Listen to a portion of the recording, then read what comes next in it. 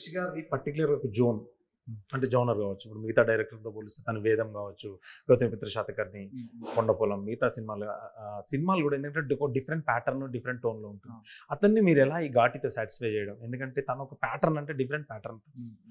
తను మిమ్మల్ని ఎంచుకోవడానికి నెక్స్ట్ తనని సాటిస్ఫై చేశారా ఇప్పుడు? ఎందుకంటే రిలీజ్ దగ్గరకొచ్చింది. డెఫినెట్లీ అండి. సార్ చాలా సపోర్ట్ చేశారు. లైక్ నేను కూడా I was like all in. Sir ఏది అడిగితే అది చేయాలని చెప్పి. దెన్ స్క్రిప్ట్ మీద వచ్చేసరికి ఆ ట్రైబల్ బ్యాక్‌డ్రాప్ ఇదంతా కొంచెం రీసెర్చ్ చేసి, కొంచెం డిఫరెంట్ టోన్స్ అవన్నీ తీసుకొచ్చి ఓవరాల్‌గా ఒక మంచి ఎక్స్‌పీరియన్స్ ఈ మూవీ. ఆఫ్టర్ కరోనా తర్వాత ఇప్పుడు 'కేజీఎఫ్' కావచ్చు, 'త్రిబుల్ ఆర్' సినిమాలు కావచ్చు, 'కాంతార' వీటికి ఎలివేషన్స్ ఎక్కువ ఉంటాయి. హీరో అడుగేస్తే, అడుగు తీస్తే నెక్స్ట్ ఏం చేసినా గానీ. మా 'అనుష్క' గారి కోసం ఏం నెక్స్ట్ లెవెల్ అంటే ఓపెనింగ్ ఎలా ఎక్స్‌పెక్ట్ చేయొచ్చు? డెఫినెట్లీ అండి. మీరు టీజర్‌లో ఇంకా ట్రైలర్‌లో చూసుంటారు. యాహ్!